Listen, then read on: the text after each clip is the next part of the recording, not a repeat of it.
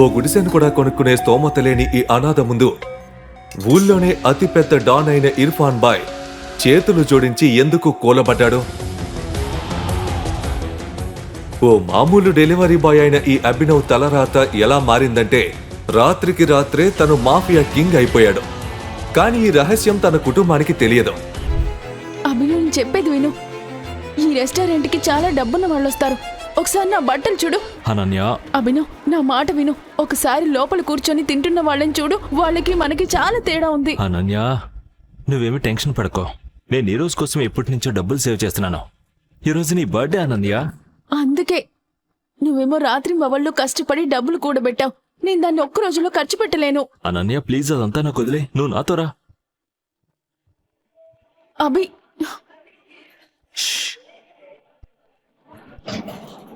నేను table reserve చేసి పెడతాను.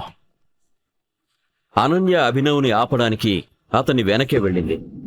ఆ తొందరలో ఒక రిచ్ వ్యక్తిని గుద్దుకుంది. దాంతో ఆ వ్యక్తి కాస్ట్లీ సూట్ పైన వైన్ పడింది. Are you blind? I'm so sorry sir. Manager, ఈ అడుక్కునే దాన్ని లోపలికి ఎవరు రానిచ్చారు? I'm so sorry sir. నీకు తెలుసా ఈ సూట్ కాస్ట్ ఎంతో? 20 లక్షల రూపాయలు, 20 lakh rupees. I'm so sorry sir. నా వల్ల తప్పు జరిగింది. నేను ఇప్పుడు ఇక్కడి నుంచి వెళ్ళిపోతాను. ఏయ్, ఏమనుకుంటున్నావు? అంత ఈజీగా వదిలేస్తాను అనుకున్నావా? 20 lakhs సూట్ ఇది. 20 lakhs ఇచ్చి ఇక్కడ నుంచి వెళ్ళు. లేదంటే ఏం చేస్తావు?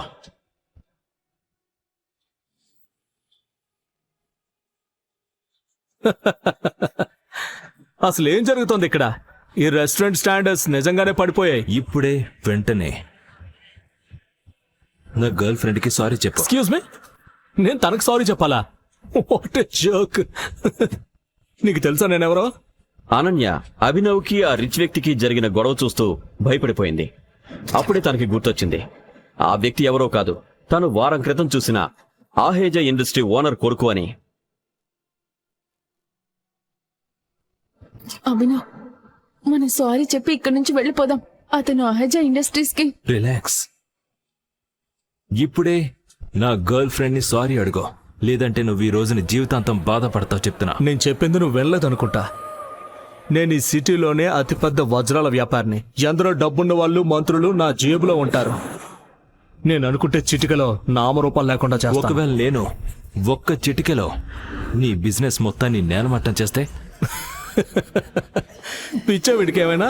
అభినవ్ చెప్పింది ఆ వ్యక్తి అర్థం చేసుకునే లోపే అభినవ్ తన ఫోన్ తీసి ఎవరికో ఒక మెసేజ్ చేశాడు. వెంటనే ఆ వ్యక్తికి ఒక కాల్ వచ్చింది. Stay here.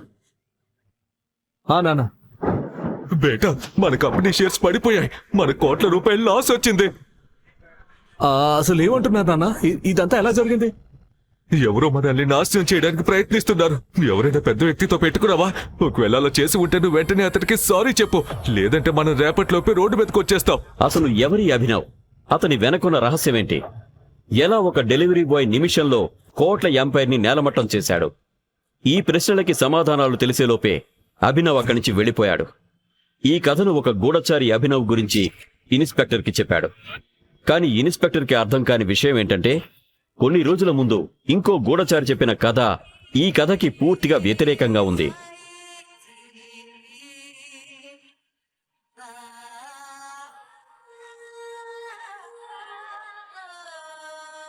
నా చెప్పులు తొడవడానికి కూడా పనికిరాడు వీడు నా బాయ్ ఫ్రెండా? నువ్వు మర్చిపో. తను ఏమందో వినపడలేదురా బికారి. వెంటనే ఇక్కడి నుంచి వెళ్ళా. అనన్య నిన్ను మెడపట్టుకుని బయటికి గంటకు ముందే. ఈ రోజు నుంచి నువ్వు తన దరిదాపుల్లో కూడా కనిపించకూడదు. ప్రీతి, నా మాట విను. ఇద్దరం కలిసి ఒక ఇల్లు తీసుకుందాం అనుకున్నాం కదా. ఆ గుడిసెని ఇల్లు అనరు అభినవ్. వెళ్ళిక్కడి నుంచి.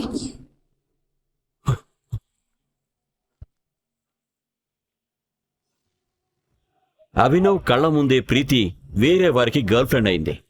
డబ్బు కోసం ప్రీతి తనని ఇలా మోసం చేస్తుంది అని అతను ఊహించలేదు. అభినవ్ బాధతో ఏడుస్తూ రోడ్డు మీద మందు తాగుతూ తన దురదృష్టాన్ని తిట్టుకున్నాడు. ఓయ్ దేవుడా, ఇలా బాధ పెట్టే బదులు నన్ను చంపేసి ఉండొచ్చు కదా. అభినవ్ మత్తులో ఒక కారు కింద పడబోయాడు. అప్పుడే ఆ కారు డ్రైవర్ బ్రేక్ వేశాడు. ఆ కారులో ఆ సిటీలో కోటీశ్వరుడైన వైభవ్ కూర్చొని ఉన్నాడు.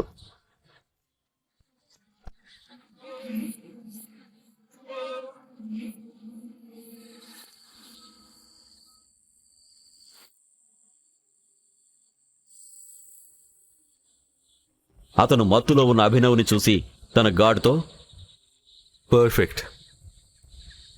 ఇప్పుడు వస్తుంది మజా. వీడిని తీసుకొచ్చి కారు డిక్కీలో పడేయండి. కానీ బాస్ ఇతను నీకు చెప్పింది చెయ్.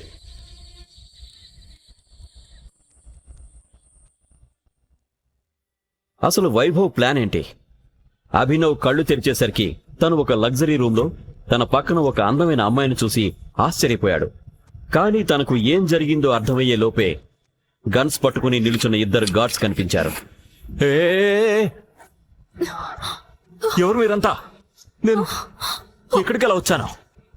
వైభవ్ చెల్లి తను రాత్రంతా వేరే అబ్బాయితో గడిపిందంటే తన కళ్ళను తాను నమ్మలేకపోయింది. అనన్య, ఈ తాగుబోతు బికారిగాడు నీకు నచ్చాడా? తాతయ్య, నేనేం చేయలేదు, మీరు నన్ను నమ్మండి. నాకు ఇతను ఎవరో కూడా తెలీదు. ఇతను నా రూమ్ లోకి ఎలా వచ్చాడో నాకు తెలీదు. అనన్య, నీకు మన ఇంటి కట్టుబాట్ల గురించి బాగా తెలుసు కదా. ఈ రోజు నుండి ఇతను మన ఇంటి అల్లుడవుతాడు. కానీ తాతయ్య, ఆపో!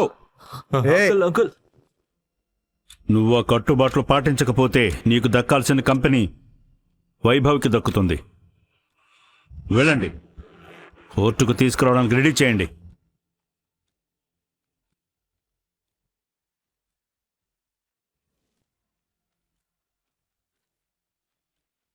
అనన్య అభినవ్ని బలవంతంగా కోర్టు రిజిస్టర్ ముందు పెళ్లి చేశారు.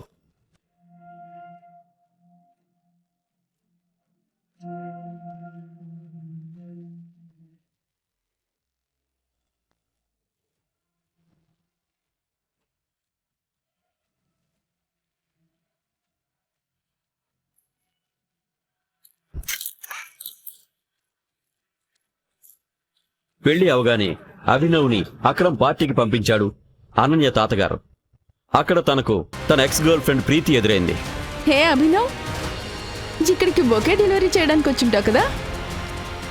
నిన్ను ఇంత లావిష్ పార్టీలో నిన్ను చూస్తే నాకు ఒళ్ళు కంపరమేస్తుంది. ప్రీతి తన్ని ఏదో అనే లోపే అభినవ్ వెనక నుండి తన వైఫ్ అనన్య గొంతు వినిపించింది. బేబీ,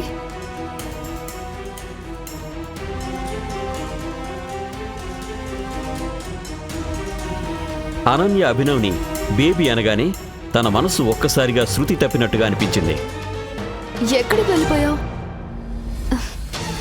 తాతయ్య నిన్ను పిలుస్తున్నారు, పద. అనన్యను చూసి అభినవ్ చాలా సంతోషించాడు. మరీ అంత ఎక్సైట్ అవ్వకు. నా ఇన్వెస్టర్స్ ఇక్కడున్నారు. నాకు పెళ్ళైన సంగతి వాళ్లకు తెలుసు.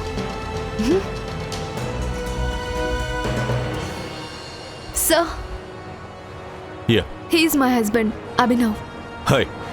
అభినవ్ షేక్ హ్యాండ్ ఇవ్వడానికి చేయి చాచగానే ఆ ఇన్వెస్టర్ దృష్టి అభినవ్ చేతికి ఉన్న పచ్చరాయి ఉంగరం మీద పడింది. దాని మీద టీ అని రాసి ఉంది. ఆ ఇన్వెస్టర్కి ఒక్కసారిగా చెమటలు పట్టేశాయి. వాట్? It's impossible. అనన్య కంపెనీలో ఇన్వెస్ట్ చేయడానికి వచ్చిన 1000 కోట్ల కంపెనీకి ఓనర్ అయిన మాలిక్ అభినవ్ ముందు మోకాళ్లపైన కూర్చొని, 18 ఏళ్ల కష్టం ఈ రోజుతో పూర్తయింది టైగర్. థ్యాంక్ యూ, మీరు తిరిగి వచ్చినందుకు. ఎందుకు ఒక మామూలు డెలివరీ బాయ్ ఒక ఇన్వెస్టర్ టైగర్ అని పిలుస్తూ మోకాళ్లపై కూర్చున్నాడు? వైభవ్ ఎందుకు అనన్యని ప్లాన్ చేసి మరీ ట్రాప్ చేశాడు? అనన్యకి అభినవ్ అసలు నిజం తెలిసిపోతుందా? అసలు ఎవరి టైగర్?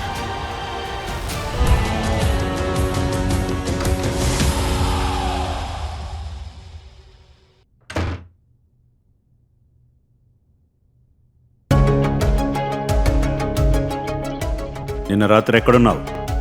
అది తాతయ్య, నిన్న మా ఫ్రెండ్ పార్టీ ఉంటే నిన్న రాత్రి లేట్ అయిందని అక్కడే పడుకున్నాను. అవునా? ఉద్యోగం ఎలాగూ లేదు, ఇక తిరుగుడు కూడా మొదలైందా? అభినవ్ ఓ మామూలు డెలివరీ బాయ్. తన పెళ్లి ఊళ్ళోనే అమాయకురాలు ధనవంతుల బిడ్డ అయిన అనన్యతో జరిగింది. కానీ ఈ పెళ్లితో తన ఫ్యామిలీలో ఎవరూ సంతోషంగా లేరు. ఆ కుటుంబ పెద్ద చంద్రశేఖర్కి తప్పనిసరి పరిస్థితిలో అనన్య పెళ్లి అభినవ్తో చేయాల్సి వచ్చింది. కానీ తను కూడా అభినవ్ని అవమానించేందుకు చూస్తూనే ఉన్నాడు. ఒళ్ళు దగ్గర పెట్టుకుని విను, నేను బయటికి వెళ్తున్నా. తిరిగి వచ్చేసరికి ఈ ఇల్లంతా బాగా శుభ్రం చేసి ఉండాలి, లేకపోతే నీ కాళ్ళు వెరగొడతాను. పో ఇక్కడి నుంచి. అభినవ్కి చాలా రోజుల తర్వాత ఇంట్లో ఒంటరిగా ఉండే అవకాశం దొరికింది. తనకు ఇలా ప్రశాంతంగా ఉండటం అంటే ఇష్టం. అభినవ్ తన కోసం మ్యాగీ చేసుకొని తిన్న తర్వాత ఒళ్ళు మరిచి నిద్రపోయాడు. సాయంత్రం అదే పనిగా మోగుతున్న కాలింగ్ బెల్కి నిద్రలేచాడు. తలుపు దగ్గర తన భార్య అనన్య ఉంది. తను అభినవ్ చెదిరిపోయిన జుట్టు, నలిగిన బట్టలు చూసిన వెంటనే అడిగింది, నువ్వెప్పుడు తిరిగొచ్చావు?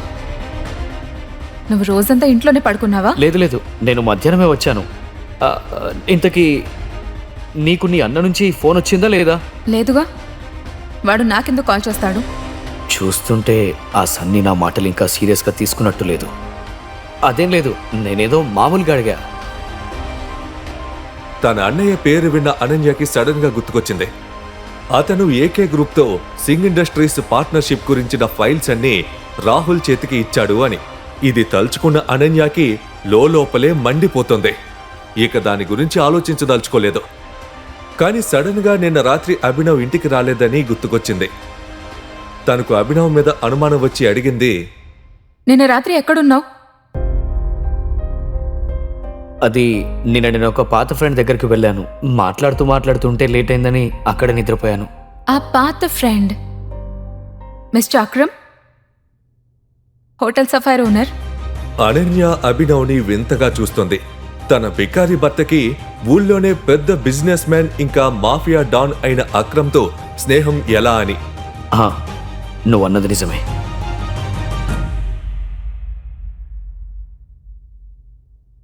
నిజానికి నాకు తెలీదు నీకు మిస్టర్ అక్రమ్తో పరిచయం ఎలా అయిందో. కానీ నువ్వు నాతో అన్నట్టు నిన్న రాత్రంతా నువ్వు మిస్టర్ అక్రమ్తో మాట్లాడుతున్నావంటే నాకు ఆ మాట అస్సలు నమ్మబుద్ధి కావడం లేదు. ఆ మాట అంటూ అనన్య టీవీ రిమోట్ తీసుకుని టీవీ ఆన్ చేస్తూ అంది, అయితే మిస్టర్ అక్రమ్ ఎలాంటి టైప్ మనిషి? అంటే తన దగ్గర ఇంత టైం ఉందా ఒక రాత్రంతా నీతో మాట్లాడడానికి? నీకేమనిపిస్తోంది? నువ్వు నాకేం చెప్పినా కూడా నమ్మేస్తాను అనా? ఎనీవే, నాకు ఆకలేస్తోంది. నాకోసం ఏమన్నా ఉండు. అభినవ్ అనన్యకి ఫేవరెట్ అయిన పాస్తా చేయడానికి రెడీ అయిపోయాడు. అప్పుడే కాలింగ్ బెల్ మోగింది. చంద్రశేఖర్ కూడా ఇంటికి తిరిగి వచ్చాడు.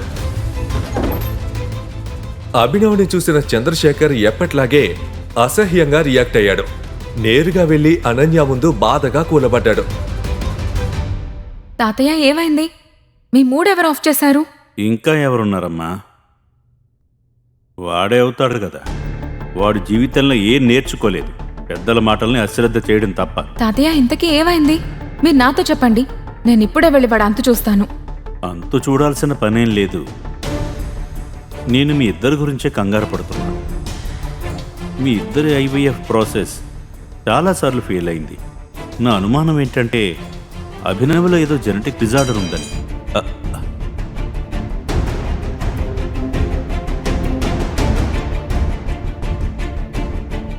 అసలే వాడు అనాథ. ఫ్యామిలీ ఎవరో తెలీదు. వాడి జీన్స్లో ఫాల్ట్ ఉండుంటుంది. ఆ మాట అంటున్న చంద్రశేఖర్ దృష్టి కిచెన్ వైపు వెళ్ళింది. అక్కడున్న అభినవ్కి వినపడేలా గట్టిగా, అరే, నా ఉద్దేశం ఏంటంటే అభినవ్ ఓసారి తన ఫిజికల్ ఎగ్జామినేషన్ చేయించుకోవాలి. నేను మీ ఇద్దరి మంచి కోరుకుంటున్నాను కదా. తాతయ్య, మీరెంత మంచివారు. కానీ మనం ఈ విషయాన్ని కొంచెం సేపు పక్కన పెడదామా? అయినా నా మీద వర్క్ లోడ్ చాలా చాలా ఉంది. ఇప్పుడిప్పుడే నా కంపెనీ ఫైనాన్షియల్ క్రైసిస్ నుంచి బయటపడింది. నేను ఇప్పుడు కంపెనీ మీద దృష్టి పెట్టాలి, పిల్లల మీద కాదు. తల్లి, నువ్వు ఈ విషయాన్ని పక్కన పెట్టమంటున్నావా?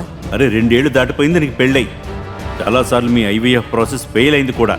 ఇంత జరిగా కూడా ఆగమంటావా? అరే, జనాలకు జవాబు నేను చెప్పాలి, వాళ్ళ సలహాలు నేను వినాలి. అలా అయితే కనుక ఇక నుంచి జనాలకు జవాబు నువ్వే చెప్పు. తాతయ్య ప్లీజ్, నాకు ఈ టాపిక్ గురించి మాట్లాడాలని లేదు. అనన్య, తనకిష్టమైన పాస్తా చూసిన అనన్య మొహం మీద చిరునవ్వు వచ్చింది. అభినవ్ తనను పట్టించుకుంటాడని మొదటిసారి అనిపించింది. నిజానికి అభినవ్ 2 ఏళ్ల నుంచి తనని చూసుకుంటున్నాడు, కానీ తన వంక చూసిందే లేదు కదా. ఇవాళేమో పాస్తా లాంటి చిన్న విషయం తనకి నచ్చేసింది. అభినవ్ అనన్యల కళ్ళు కలుసుకున్నాయి. అనన్య అతనికి ఒక థ్యాంక్ యూ చెప్పింది. అభినవ్కి కూడా అనిపించింది అనన్య తనను ఫ్యామిలీగా అంగీకరించడంలో ఒక అడుగు ముందుకు వేసింది అని. ఆ క్షణం అనన్య తనని తాను ఎంతగా మర్చిపోయిందంటే తమ వైపు అసంతృప్తిగా చూస్తున్న తాతయ్యని కూడా పట్టించుకోలేదు. ఇప్పటికిప్పుడు నీకు ఫిజికల్ ఎగ్జామినేషన్ అవసరమేం లేదులే. మనం దీని గురించి తర్వాత ఆలోచిద్దాం. నేను కూడా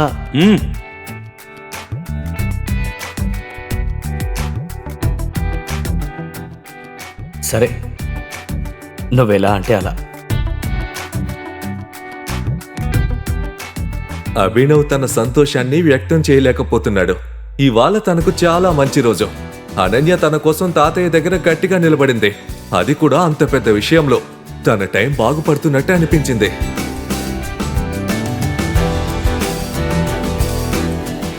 ఇష్టం లేకపోయినా కూడా అనన్య అభినవ్ వైపు అట్రాక్ట్ అవుతుంది.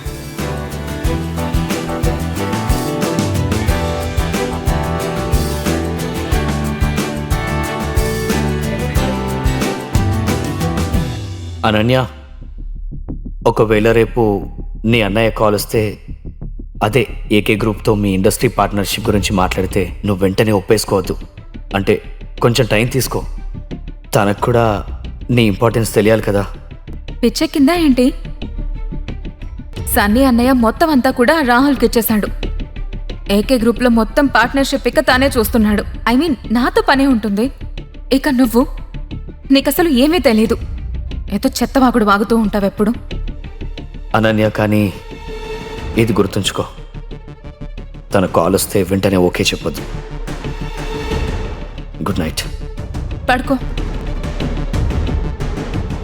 తన మాట చెప్పిన తర్వాత అభినవ్ పడుకున్నాడు. అనన్య కూడా తనను తాను సంభాళించుకుంటూ లైట్ బంద్ చేయగానే పడుకుండిపోయింది. మర్నాడు అనన్య ఇంటి నుండి ఆఫీస్కి బయలుదేరగానే తన వెనక్కే అభినవ్ కూడా హోటల్ సెఫైర్ వైపుగా బండి తీశాడు. అభినవ్ తన అసలు రూపాన్ని అందరి దగ్గర దాస్తూ వచ్చాడు. చంద్రశేఖర్ కుటుంబం దృష్టిలో తాను కేవలం ఓ డెలివరీ బాయ్, ఇంకా పనికిరాని ఇంటల్లుడు. నిజానికి తాను అండర్ వరల్డ్లోనే శక్తివంతమైన కంపెనీ ఏకే కంపెనీకి కొత్త బాస్ అయ్యాడు. అండర్ వరల్డ్ ప్రపంచంలో అంతా తనను ద టైగర్ అని పిలుస్తారు. సంజయ్ను చంపేసిన తర్వాత అక్రమ్ అభినవ్కి 18 ఏళ్లు వచ్చే వరకు ఓ అనాథాశ్రమంలో ఉంచాడు. అక్కడ తనకు రోజు కఠోరమైన ఫిజికల్ ట్రైనింగ్ ఇచ్చేవారు. ఇంకా ఎలాంటి కష్టాలనైనా ఎదుర్కొనేందుకు తయారు చేశారు.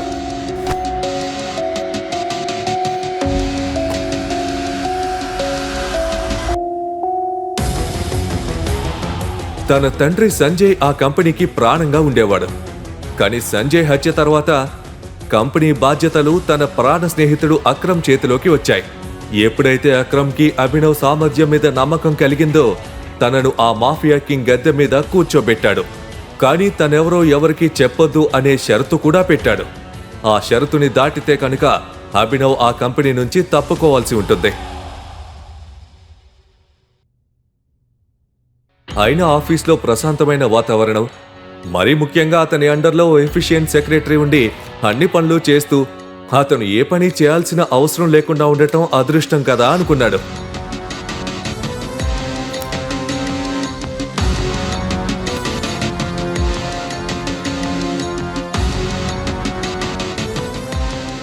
అభినవ్ ఇదంతా ఆలోచిస్తూ ఉండగానే తన క్యాబిన్ తలుపు మీద నాక్ చేస్తూ అతని సెక్రటరీ జెన్నీ లోపలికి వచ్చింది. ఇవాళ తను చాలా అందంగా ఉంది. కానీ ఈసారి జెన్నీ అభినవ్ తన వైపు ఎక్కువసేపు చూసే అవకాశం ఇవ్వకుండా వెంటనే అంది, టైగర్, శేఖర్ ఫ్యామిలీ ఏకే గ్రూప్తో పార్ట్నర్షిప్ కోసం ఎవరినో పంపారు. తన పేరు రాహుల్ అంట. వాడిని వెళ్ళమని చెప్పు. ఓకే. ఈ సన్నీ వాడి గురించి ఏమనుకుంటున్నాడు? ఈ పార్ట్నర్షిప్ అనన్య హ్యాండిల్ చేస్తుందని చెప్పినా కూడా ఎవరెవరినో ఎందుకు పంపుతున్నాడు? బహుశా వీడికి నా పద్ధతిలో చెప్పాలేమో. రాహుల్ ఏమో ఏకే గ్రూప్ లగ్జరీ ఆఫీస్లో ఫస్ట్ ఫ్లోర్లో వెయిట్ చేస్తున్నాడు. కానీ నందిత తనని వెళ్ళిపోమని చెప్పగానే అది రాహుల్కి చాలా ఇన్సల్టింగ్గా అనిపించింది. ఫెయిల్యూర్ న్యూస్తో రాహుల్ తిరిగి వెళ్ళి అక్కడ జరిగిందంతా సన్నీ దగ్గర చెప్పగానే తన మొహం కోపంతో ఎర్రబడింది. సన్నీ ఇప్పుడు పూర్తిగా హెల్ప్లెస్గా ఉన్నాడు. తన దగ్గర ఇప్పుడు అనన్యకి కాల్ చేయడం తప్ప మరో ఆప్షన్ మిగల్లేదు. అక్కడ అనన్య తన తాతయ్యతో కలిసి షాపింగ్ చేస్తుంది. అప్పుడే తన ఫోన్ మోగింది. సన్నీ దగ్గర నుంచి కాల్ రావడం తను చూసింది. అనన్య కాల్ లిఫ్ట్ చేస్తూనే లౌడ్ స్పీకర్లో పెట్టింది. హా చెప్పన్నయ్యా. అనన్య, నీ అన్నకు నీ నుంచి ఒక హెల్ప్ కావాలి. నాకు హెల్ప్ చేస్తావు కదా? హెల్ప్? అది నాకేం అర్థం కాలేదు. అది ఏంటంటే మనకి ఏకే గ్రూప్కి మధ్య పార్ట్నర్షిప్ జరుగుతుంది. దాని గురించి నేనేం డిసైడ్ అయ్యానంటే ఇవాల్టి నుంచి ఆ మొత్తం డీల్స్ అన్నీ నువ్వే హ్యాండిల్ చేయాలి. 1 minute. నువ్వు రేపే ఏకే గ్రూప్ ఆఫీస్కి వెళ్ళి అక్కడ వాళ్ళతో మాట్లాడాలి. మనం వీలైనంత త్వరగా కొత్త ఆర్టిస్టుల ప్యాకేజింగ్ కాంట్రాక్ట్పై సైన్ చేయాలి. ఇది విన్న అనన్యకు నిన్న రాత్రి అభినవ్ అన్న మాటలు అకస్మాత్తుగా గుర్తుకు రావడం మొదలైంది. తన కాల్ వస్తే వెంటనే ఓకే చెప్పొద్దు. సారీ అన్నయ్య. అయితే మీరు ఈ మ్యాటర్ని చూడమని రాహుల్కి కదా చెప్పారు. నాకేమనిపిస్తుందంటే సగం పని పూర్తయింది కాబట్టి తననే చేయనివ్వండి. అదేంటంటే నలుగురు ఒకే పాయసం చేస్తే అది పులిహోర అయిపోతుంది. సరే అన్నయ్య, నాకు ఇంకా చాలా పని ఉంది, తర్వాత మాట్లాడతాను. హలో, నువ్వేం చేస్తున్నావమ్మా? నీకు తెలుసా దీని కాన్సిక్వెన్సెస్ ఎలా ఉంటాయో? చంద్రశేఖర్ దృష్టిలో అనన్య తన చేతికి వచ్చిన ఒక మంచి అవకాశాన్ని వదులుకుంది. సన్నీ ఏమో నేరుగా కాల్ చేసి రిక్వెస్ట్ చేశాడు. కానీ అనన్య అయితే తనని విదిలించి పారేసింది. అనన్య డిజైనర్ బొటిక్ నుంచి బయటకు వచ్చి ఓ బెంచ్ మీద కూర్చుంది. వెంటనే తను అభినవ్కి మెసేజ్ చేసింది. మరోవైపు అభినవ్ ఫోన్లో అక్రమ్తో మాట్లాడుతున్నాడు. ఆ రోజు లంచ్ కలిసి చేయాలని వాళ్ళిద్దరూ అనుకుంటున్నారు. అభినవ్ అక్రమ్తో ఫోన్ పెట్టేసిన వెంటనే అనన్య తనకు చేసిన మెసేజ్ చూశాడు. కాసేపటి క్రితమే అన్నయ్య కాల్ చేశాడు. తను ఏమంటున్నాడంటే ఇక ఏకే గ్రూప్ పార్ట్నర్షిప్ ఇక నేనే చూసుకోవాలి అని. నేను కుదరదని చెప్పాను. ఇప్పుడు నేనేం చేయాలి? అభినవ్ ఈ మెసేజ్ చూడగానే తన రోజు సంతోషంతో ఒక పూల తోటలా మారిపోయింది. తన భార్య తన మాటలు వినడం, ఒప్పుకోవడం చేస్తుందనే విషయం చాలా బాగుంది. ఇప్పుడు నువ్వు కొంచెం వెయిట్ చేయాలి. కంగారు పడకు. ఇవాళ కాకపోయినా రేపైనా మీ అన్నయ్య మళ్ళీ నిన్ను కాంటాక్ట్ చేయడానికి ప్రయత్నిస్తాడు. కానీ ఎప్పటి వరకైతే తను నీ లాభం గురించి మాట్లాడాడో అప్పటి వరకు ఒప్పుకోవద్దు. తన కండిషన్స్ ఒప్పుకోవాలంటే తను నీకేమైనా ఇవ్వాలి.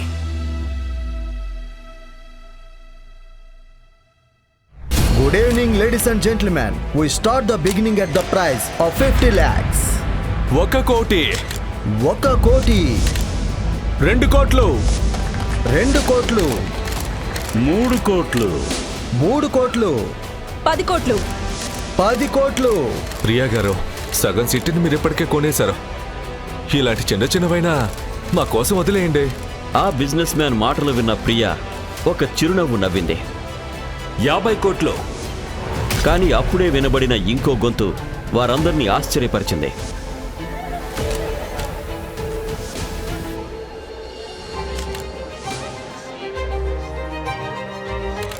డైరెక్ట్గా 50 కోట్ల. అతనెవరు? అరే వీడు డెలివరీ బాయ్ అభినవ్ కదా. వీడి దగ్గర 50 కోట్లు ఎక్కడవే? వీడెవరు గుర్తుపట్టకూడదని సూట్ అద్దెకి తెచ్చి వేసుకున్నాడు. అవును, 2 రోజుల క్రితం నా ఆఫీస్లో లంచ్ డెలివరీ చేయడానికి వచ్చాడు. ఇంత పెద్ద వేలంపాటు జరుగుతుంటే అసలు ఎలా ఎవరిని పడితే వాడిని ఎలా లోపలికి రాణిస్తారు? వీడి దగ్గర 50 కోట్లు కాదు, 50 రూపాయలు కూడా ఉండవు. వెంటనే వేలం పాటను ఆపేయండి. ఇంకా ఈ ఇంపోర్టెడ్ కార్పెట్ని ప్రియా గారికి ఇచ్చేయండి. ఒక్క నిమిషం ఆగండి. ఒకవేళ ఈ డెలివరీ బాయ్ దగ్గర 25 కోట్లు లేకపోతే ప్రియా గారి బిడ్ను నేను ఛాలెంజ్ చేస్తాను. 11 కోట్లు. నేను ఈ కార్పెట్ కోసం 11 కోట్లు ఇవ్వడానికి రెడీగా ఉన్నాను. 60 కోట్లు. అరే డెలివరీ బాయ్, పిచ్చెక్కింది నీకు. ఎక్కడి నుండి తెస్తా 60 కోట్లు? వేలంపాట అంటే పిల్లలాట కాదు. ఇక్కడ నువ్వు చెప్పిన డబ్బులు ఇవ్వాల్సి ఉంటుంది. వెంటనే అభినవ్ తన జేబులో నుండి ఒక చెక్ బుక్ తీసి దాని మీద 60 కోట్లకి చెక్ రాసి సైన్ చేశాడు. చూస్తుంటే ఈ డెలివరీ బాయ్ జైలుకి వెళ్ళడానికి రెడీగా ఉన్నట్టున్నాడు. చెక్ మీద ఎలా సైన్ చేస్తున్నాడో చూడండి. మేనేజర్ గారు, వీడి బ్యాంక్ అకౌంట్ ఒకసారి చెక్ చేయండి. అభినవ్ సైన్ చేస్తుంటే అక్కడ ఉన్న ప్రతి ఒక్కరూ చూసి ఆశ్చర్యపోయారు. ఒక్క నిమిషం బ్యాంక్ మేనేజర్కి కూడా అభినవ్ లాంటి డెలివరీ బాయ్ 3 కోట్ల విలువ చేసే కార్పెట్ ని 60 కోట్లకు ఎందుకు కొంటున్నాడు అని అనుమానంగా అనిపించింది. అసలు నిజంగానే అభినవ్ అకౌంట్లో 60 కోట్లు ఉన్నాయా లేదా? ఒక నిమిషం. బ్యాంక్ మేనేజర్ వెంటనే తన టీంకి కాల్ చేసి అకౌంట్లో బ్యాలెన్స్ చెక్ చేయమన్నాడు. కానీ అభినవ్ అకౌంట్లో ఉన్న బ్యాలెన్స్ ఎంతో తెలుసుకున్న ఆ బ్యాంక్ మేనేజర్ నోరెళ్లబెట్టాడు. 800 కోట్ల. What's the group name? AK group. ఈ వేలం పాట ఇంతటితో ముగుస్తుంది. ఈ కార్పెట్ 60 కోట్ల రూపాయలకు అభినవ్ గారికి ఇవ్వబడుతుంది. మేనేజర్ ఇది అనౌన్స్ చేయగానే అక్కడ ఉన్నవారంతా ఆశ్చర్యంతో నోరెళ్లబెట్టారు.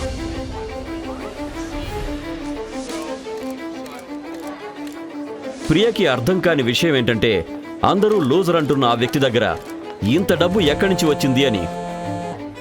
అప్పుడే ప్రియకి ఎవరి నుండో కాల్ వచ్చింది. యా, ఆ ఇంపార్టెంట్ కార్పెట్ మీకు దక్కిందా? వీడెవడో అభినవ్ అని డెలివరీ బాయ్ అంట 60 కోట్లకి తీసుకున్నాడు. అసలు డెలివరీ బాయ్కి ఇంత డబ్బు ఎక్కడి నుంచి వచ్చింది? 5 కోట్ల వస్తువుని 60 కోట్లకి తీసుకుంటున్నాడు. ఐ స్వేర్, నేను ఇక్కడ నుండి బయటకు వచ్చాక వాడి పని చెప్తా. వాడిని ఊరికే వదలను. ప్రియా గారు, మీరేదైనా చేసే ముందు ఒకసారి అతని చేతిని చూడండి.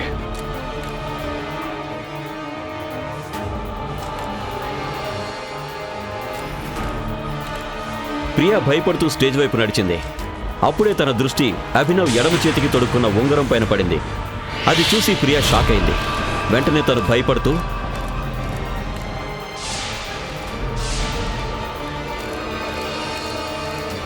టైగర్ టైగర్ పేరు వెనక ఉన్న రహస్యం ఏంటి? ఒక డెలివరీ బాయ్ అకౌంట్లో 800 కోట్లు ఎలా వచ్చాయి? అభినవ్ అసలు కథ ఏంటి? అతను నిజంగానే అంత పవర్ఫుల్ అయితే ఒక డెలివరీ బాయ్గా ఎందుకు పనిచేస్తున్నాడు? ఈ ప్రశ్నలన్నీ ఇన్స్పెక్టర్ మైండ్ని తొలిచేశాయి. ఈ వీడియో అతనికి ఒక అజ్ఞాత అమ్మాయి పంపించింది. కానీ అంతకు ముందే అభినవ్ గురించి ఆ ఇన్స్పెక్టర్కి 2 గూఢచారులు కూడా సమాచారం ఇచ్చారు. అలా చాలా రోజుల తర్వాత అభినవ్ అక్రమ్లు కలుసుకుంటున్నారు. ఆ అక్రమే కదా అభినవ్కి తన అసలు రూపాన్ని పరిచయం చేసింది. టైగర్ అనే పేరుతో పరిచయం. Tiger, welcome welcome welcome. రా, ఇదిగో ఇక్కడ కూర్చో. అక్రమ్ అభినవ్ని గౌరవిస్తూ మెయిన్ చైర్ మీద కూర్చోబెట్టాడు. తను ఓ ముఖ్యమైన విషయం కోసం పిలిచినట్టుగా చెప్పాడు. ఆ తర్వాత అక్రమ్ చప్పట్లు కొట్టగానే నల్లటి దుస్తుల్లో ఓ వ్యక్తి ఆ గదిలోకి వచ్చాడు. తన చేతుల్లో ఓ చిన్న బాక్స్ ఉంది. అక్రమ్ ఆ బాక్స్ ని ఆ వ్యక్తి దగ్గర నుంచి తన చేతుల్లోకి తీసుకుని అభినవ్ని చూశాడు. దీన్ని నేను స్పెషల్గా నీకోసమే ప్రిపేర్ చేశాను. గత 18 ఏళ్లుగా ఈ ఖజానా నా చేతుల్లోనే ఉంది. కానీ ఇప్పుడు సమయం వచ్చింది. ఇది ఎవరికైతే చెందుతుందో వాళ్ళ దగ్గరికే వెళ్ళాలి. అక్రమ్ అంకల్,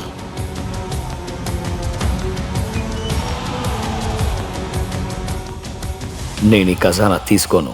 స్పెషల్గా నేను నీకోసమే చేయించాను. సమయం వస్తే ఇది నీకు చాలా ఉపయోగపడుతుంది. అక్రమ్ నోటి నుంచి ఈ మాట వచ్చిన వెంటనే తన ఫోన్ మోగడం మొదలైంది. హలో. ఫోన్ ఎత్తిన తర్వాత అక్రమ్ ఎక్స్ప్రెషన్స్ చాలా సీరియస్ గా మారిపోయాయి. సరే, నేను చూస్తాను. Tiger, I'm sorry. నువ్వు లంచ్ ఒక్కడవే చేయాల్సి వచ్చేట్టుంది. నాకొక ముఖ్యమైన పని ఉంది. నేను దాన్ని సెటిల్ చేసేందుకు వెళ్ళాలి. కానీ నువ్వు ఈ గిఫ్ట్ని యాక్సెప్ట్ చేయి. దీన్ని నా నుంచి నీ బర్త్డేకి అడ్వాన్స్ గిఫ్ట్గా అనుకో. నాకు అర్థమైంది. మీరు మీ పని చూసుకోండి. నేను దీన్ని యాక్సెప్ట్ చేస్తున్నా. Thank you in advance. సరే టైగర్, మనం త్వరలోనే కలిసి లంచ్ చేద్దాం, సరేనా? ఆ మాట అంటూ అక్రమ్ అక్కడి నుంచి వెళ్ళిపోయాడు. అభినవ్ చూపు ఆ బాక్స్ మీద ఉండిపోయింది. ఓ చిన్న చిరునవ్వుతో తను ఆ బాక్స్ తీసుకుని తన జేబులో వేసుకున్నాడు. లంచ్లో అన్ని రకాల పదార్థాలు ఉన్నాయి. కానీ అక్రమ్ హడావిడిగా అక్కడి నుండి వెళ్ళిపోవడం అభినవ్ని ఆలోచనలో పడేసింది. అక్రమ్ అంకుల్కి అంత హఠాత్తుగా ఏం ప్రాబ్లం వచ్చుంటుందో. అది చిన్న మ్యాటర్ అని త్వరగానే సాల్వ్ అవ్వాలని కోరుకుంటున్నాను. తన లంచ్ పూర్తయిన తర్వాత అభినవ్ తన ఎలక్ట్రిక్ స్కూటర్ మీద నేరుగా ఇంటి వైపుగా బయలుదేరాడు. ఇంటికి వెళ్లిన తర్వాత తను ఆ బాక్స్ ఓపెన్ చేసి చూడగానే అందులోంచి ఓ విచిత్రమైన సువాసన రావడం మొదలైంది. ఆ వాసన చూసిన అభినవ్కి బుర్ర తిరిగిపోయింది. ఆ స్మెల్ తనకు చాలా ఆకర్షణీయంగా అనిపిస్తోంది. ఆ బాక్స్ లో ఒక క్యాప్సూల్ ఉంది. అది చూసిన అభినవ్ మనసులో చాలా రకాల ప్రశ్నలు మొదలయ్యాయి. ఏంటి క్యాప్సూల్? ఇది నిజంగానే ఓ మందా? నిజంగానే దీన్ని తిన్న తర్వాత ఒంట్లో శక్తి పెరుగుతుందా? కానీ ఇదేదో మూలికల మందులా కనిపిస్తోంది. పోనీ ఎవరన్నా అక్రమంకుల్ని వెర్రివాడిని చేసి దీన్ని అడ్డగట్టారా? ఆ క్యాప్సిల్ తీసుకోవాలి అని అభినవ్ అనుకున్నాడు. అతను ఆ క్యాప్సిల్ నోట్లో ఉంచుకోగానే తనకు నీళ్ల అవసరం కూడా పడలేదు. ఆ క్యాప్సిల్ వెంటనే మెల్ట్ అయ్యి తన గొంతులోంచి జారిపోయింది. తను ఒక్కసారిగా షాక్ అయ్యాడు. అక్రమ్ తనకు ఎలాంటి హాని తలపెట్టడని అభినవ్కి తెలుసు. అయినా ఆ పిల్లో ఏదో గడబిడ ఉందని అభినవ్కి తెలుస్తోంది. ఏమీ ఆలోచించకుండా తను ఆ పిల్ల అయితే తీసేసుకున్నాడు. కానీ అభినవ్ చచ్చిపోడు కదా. అప్పుడే సడన్ గా తన కడుపులో విపరీతమైన నొప్పి మొదలైంది. కొన్ని సెకండ్లలోనే తన శరీరం మొత్తం వణకడం మొదలైంది. చూస్తుండగానే తను స్పృహ తప్పాడు.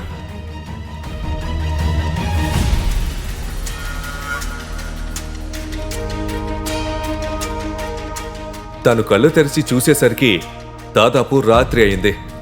అభినవ్ కళ్ళు తెరుచుకోగానే సడన్ గా తనకు విపరీతమైన వాసన వచ్చింది. ఆ సమయంలో తన బట్టలు మొత్తం తడిసిపోయాయి. వాటి నుంచే వాసన వస్తుంది. తనకది చాలా డిస్కస్టింగ్ గా అనిపిస్తోంది. అభినవ్ దగ్గర ఆలోచించేందుకు అసలు టైం లేదు. తను షవర్ చేయడానికి బాత్రూమ్ కి వెళ్ళిపోయాడు. తన ఒళ్ళు శుభ్రం చేసుకోవడానికి తనకు గంట పైనే పట్టింది. కొత్త బట్టలు వేసుకుని తను బాత్రూమ్ నుండి బయటకు వచ్చాడు. కళ్ళు తిరిగి పడినప్పుడు తాను పడిపోయిన చోట ఎల్లో కలర్లో లిక్విడ్ పేరుకొని కనిపించింది. దాని నుంచి విపరీతమైన వాసన వస్తుంది. దాన్ని శుభ్రం చేసేందుకు అభినవ్కి ఇంకో 6 గంట పట్టింది. అక్రమంకుల్ని ఎవరో వెర్రోడించేశారు. పని చేయకపోగా దీన్ని తీసుకుంటే నొప్పే మిగిలింది. దానికి తోడు ఈ కంపు. ఈ మందుకు ఇంకెన్ని సైడ్ ఎఫెక్ట్స్ ఉంటాయో కూడా నాకు తెలియడం లేదు. గదిని శుభ్రం చేయడం పూర్తవగానే అనన్య చంద్రశేఖర్ ఇంటికి వచ్చారు. మంచి షాపింగ్ అయింది కదా. టైం కూడా అయింది. అవును, అన్ని దొరికాయి. సరిగ్గా టైంకి. నువ్వు వంట చేసేసావా? అది కాస్త పనిలో పడి వంట చేయలేకపోయాను. నేను అనుకుంటున్నాను అది మనం బయట తినేందుకు వెళ్ళొచ్చు కదా. అవునా? ఇంతకు ముందు ఇలాంటి కారణాలు వినిపించేవి కాదే. నువ్వు రోజంతా ఇంట్లోనే ఉంటావు. పని చేయడానికి ఏం లేదు. చూస్తుంటే మన రాజాబాబు ఈ మధ్య కాస్త బిజీగా ఉంటున్నట్టున్నాడే. అనన్య కూడా అభినవ్ మాటలు అంతగా రుచించలేదు. కానీ కొన్ని రోజులుగా అభినవ్లో మార్పు చూస్తున్న అనన్య తనని తిట్టలేకపోతుంది. అందుకే తాతయ్యతో అంది, యాక్చువల్లీ తాతయ్య, నేను కొద్ది రోజుల నుంచి ఇదే అనుకుంటున్నాను. మనం ఈరోజు బయటికి వెళ్ళి తిందామా? అనన్య చేసిన ఈ పనితో అభినవ్కి అర్థమైపోయింది తనకి ఆమె అండగా ఉంటుందని. అభినవ్ మనసు గాల్లో తేలిపోసాగింది.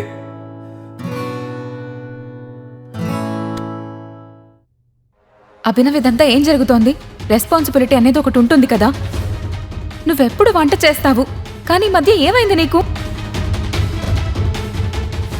ఇంకా ఈ ఎక్స్క్యూజెస్ చెప్పడం మానేసాయి.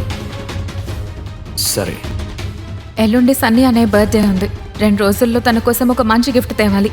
చీప్ గిఫ్ట్ వద్దు. 1000 సార్లు ఆలోచించాలి అది కొనే ముందు. లేదంటే ప్రతిసారిలాగే నేను ఎంబారస్ అవ్వాల్సిందే. Rainbow restaurant. సన్నీ అన్న బర్త్డే రోజున అభినవ్, అనన్య, చంద్రశేఖర్ వేరువేరుగా వెన్యూకి చేరుకుంటున్నారు. ఎందుకంటే అందరూ సన్నీ కోసం గిఫ్ట్ తీసుకురావాలి.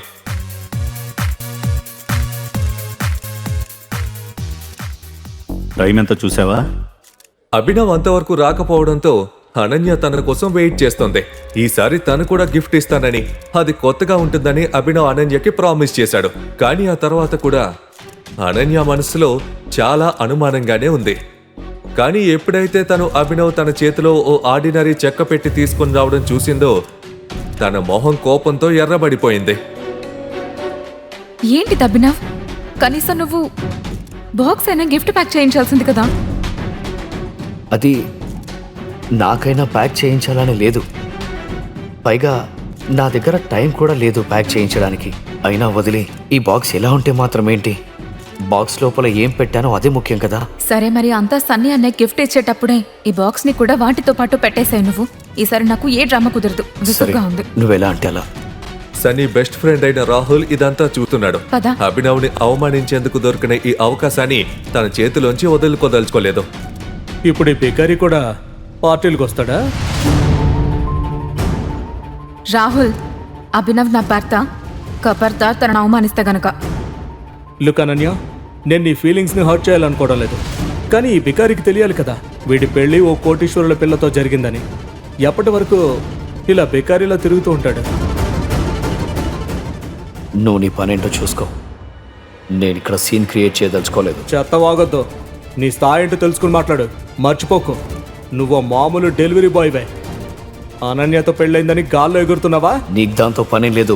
నేను ఎంత పెద్ద యూజ్లెస్ నో, కానీ నీకంటే నేను చాలా బెటర్. నిన్ను ఏకే కంపెనీ చెత్తలాగా చూసి వాళ్ళ ఆఫీస్ నుంచి గెంటేశారు కదా. విషయం ఇప్పుడు చాలా పెద్దదైంది. రాహుల్ ఊళ్ళో ఉన్న పెద్ద పెద్ద గుండాలతో చాలా బాగా కలిసి మెలిసి ఉంటాడు. ఇదంతా తెలిసినా కూడా తను రాహుల్తో పెట్టుకున్నాడు. వీడి పని అయిందే. ఈవేళ రాత్రి అభినయ్కి కాళరాత్రిగా మారుతుంది. వాడి విషయంలో అలా జరగాల్సిందే. సన్నీ ఫ్యామిలీ అంతా అభినవ్ తన్నులు తింటే చూడాలి అనుకుంటున్నారు. ఎప్పుడైతే రాహుల్ అభినవ్ని గుద్దడానికి తన చేతిని అతని వైపు విసిరాడో అప్పుడే అభినవ్ అతని చేతిని గాల్లోనే గట్టిగా పట్టుకొని కరుగ్గా అన్నాడు, నువ్వు ఇంకా నన్ను కొట్టాలనుకుంటున్నావా? చెత్త వెధవా, నేను రక్తం తాగుతా. ఎప్పుడైతే రాహుల్ నోట్లో నుంచి పాత సినిమాలో డైలాగ్ బయటకు వచ్చిందో అభినవ్ అతని చేతిని ఎంత గట్టిగా ట్విస్ట్ చేశాడంటే రాహుల్ అది తట్టుకోలేక గట్టిగా అరవడం మొదలుపెట్టాడు. నేనంటే చాలా కోపం కదా, జాలేస్తుంది కదా నేనంటే. కానీ నా చెయ్యి నీకు తగిలితే నీ మీద నీకే జాలిస్తుంది. తన ఒంట్లో అంత బలం ఉండటం చూసి అభినవ్ కూడా ఆశ్చర్యపోయాడు. సడన్ గా అంత బలం తనకెలా వచ్చింది? ఒకవేళ అది అక్రమ్ తనకిచ్చిన క్యాప్సిల్ మహిమ? మరోవైపు రాహుల్ నొప్పితో విలువెల్లాడుతూ నేల మీద ఉన్నాడు. ఇది నువ్వు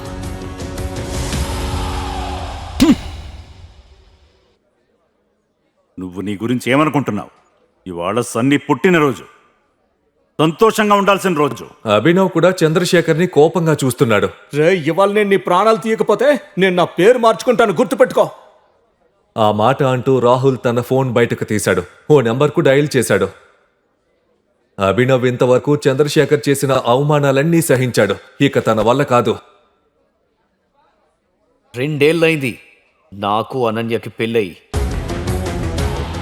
నీకు ఎప్పుడు కూడా నా కాంట్రిబ్యూషన్ కనిపించలేదు. ఎప్పుడు నన్ను అవమానిస్తూనే వచ్చారు, నీచంగా చూశారు. కానీ ఈ దెబ్బను ఎప్పటికీ మర్చిపోను. ఏ కుక్కనైతే మీరు 2 ఏళ్లు పెంచారో ఆ కుక్క ఇప్పుడు వెళ్ళిపోతుంది. అదప్పుడు అరుస్తూ కాదు, కరుస్తూ వెళ్ళిపోతుంది. మీ ఇంటికి నేను తిరిగి రావాలనుకుంటే గనక ఆ సన్నీ నన్ను క్షమించమని అడగాలి. నా కాళ్ళ మీద పడాలి, వాడి ముక్కు నేలకి రాయాలి. అనన్య చూపంతా అభినవ్ మీదే ఆగిపోయింది.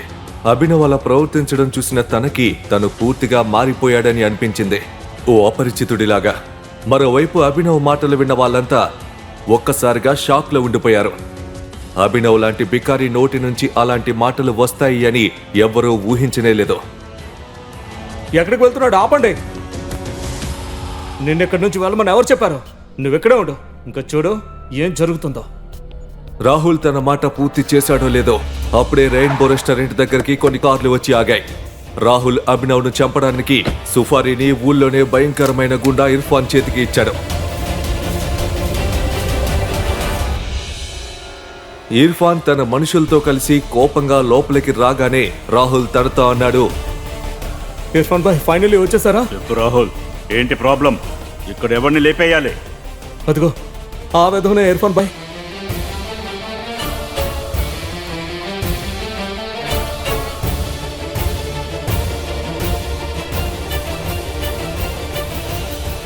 అయితే నువ్వేనా మా వాణ్ణి కొట్టింది? ఏ కుక్కకైతే మురిగే అలవాటు ఉందో దానికి బుద్ధి చెప్పి తీరాలి కదా. చూడు, నువ్వింకా కుర్రాడివి. నీలో ఉడుకు రక్తం ఉందని అర్థమవుతోంది. కానీ నీకు ఈ విషయం తెలుసా? నాతో ఎవరు ఇప్పటిదాకేలా మాట్లాడలేదని. నాకేం తెలుసుకోవాలని లేదు మీతో ఎవరు ఎలా మాట్లాడతారో, కానీ మీరు నాతో ఇలా మాట్లాడితే గనక చాలా రీగ్రెట్ అవ్వాల్సి ఉంటుంది. నాన్న, నిజంగా నీలో చాలా పొగరుంది. మరి నీలాంటి చెంచగాళ్ళ ముందు నేను పొగరుగా ఉండాలి కదా. అభినవ్ మొహంలో కొంచెం కూడా భయం కానీ బెరుకు కానీ లేవు. తనలో ఏదో దెయ్యం వచ్చి చేరినట్టే ఉన్నాడు అతను. నువ్వు ఇంకా నన్ను గుర్తుపట్టలేదా ఇర్ఫాన్? ట్రై చేయి. ఇర్ఫాన్ అభినవ్ వంక చూస్తూనే ఉన్నాడు. ఎందుకో కానీ ఇర్ఫాన్కి ఇంతకు ముందే అభినవ్ని చూసినట్టు అనిపిస్తుంది. రేయ్, నీకు ఎంత ధైర్యం అలా మాట్లాడడానికి? నేను చూస్తాను వీడిని.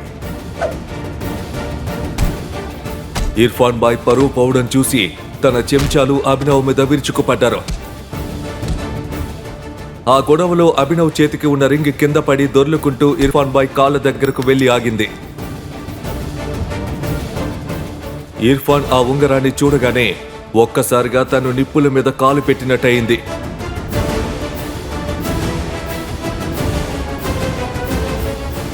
వెంటనే అభినవ్ కాళ్ళ మీద పడి అన్నాడు, టైగర్ ప్లీజ్ నన్ను క్షమించు, పెద్ద తప్పు జరిగిపోయింది. ఇప్పుడు అభినవ్ వెనక రహస్యం అందరికీ తెలిసిపోతుందా? తన అసలు రూపం ఏంటో అందరికీ చెప్పాల్సి ఉంటుందా? అభినవ్ ఇర్ఫాన్ ని క్షమించి వదిలేస్తాడా? రాహుల్ కి అభినవ్ అసలు ఎవరో తెలిస్తే ఏం జరగబోతుంది? అసలు ఏకే గ్రూప్ తో అభినవ్ సంబంధం ఏంటి? తనకి అక్రమ్ ఇచ్చిన క్యాప్సూల్ కి సైడ్ ఎఫెక్ట్ ఏమైంది? మీరు ఈ రహస్యాలన్నిటికీ ఒకే ఒక్క క్లిక్ దూరంలో ఉన్నారు. వెంటనే ఈ కింద ఇచ్చిన ఇన్స్టాల్ బటన్ క్లిక్ చేయండి. ఇంకా డౌన్లోడ్ చేసుకోండి పాకెట్ ఎఫ్ఎం మరియు ఉచితంగా వినండి బ్లాక్ బస్టర్ కదా టైగర్ రిటర్న్స్ కేవలం మీ పాకెట్ ఎఫ్ఎం లోనే.